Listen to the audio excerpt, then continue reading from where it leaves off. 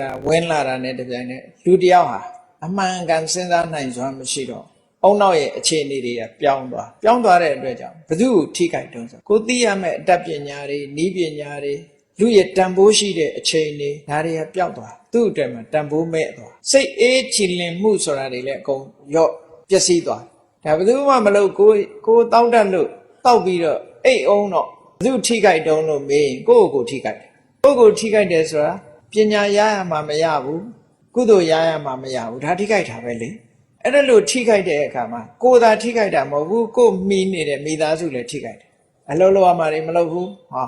မိသားစုလည်းထိခိုက်တယ်အဲ့တော့ကိုယ်လည်းထိခိုက်တယ်ကိုယ်မိသားစုလည်းထိခိုက်တယ်နောက်ပြဿနာတွေအများကြီးတက်လာတယ်တွေးဆတဲ့လူတွေကြအရက်မူးပြီးရဖြစ်ကြတာတဲ့ဆိုတာဒါတွေကဘာကြောင့်ဒါကြောင့်ဖြစ်တယ်အဲ့တော့အဲ့ဒီ problem တွေအဲ့ဒီပြဿနာတွေကိုတက်စီတတ်တဲ့အရာဟာတောက်တဲ့သလားမတောက်တဲ့ဘူးလားဒီလိုစဉ်းစားကြည့်လိုက်မယ်ဆိုရင်ဒီအရေးဝင်လိုက်တဲ့အတွက်ကြောင့်မကောင်းတဲ့အလုပ်တွေအကုန်လုပ်ရဲသွားတယ်ဆိုမကောင်းတဲ့ဟာပဲလို့ဆိုတာကိုသဘောပေါက်နားလည်လို့ရှိရင်၅ပါးသီလဘာမှမခက်တော့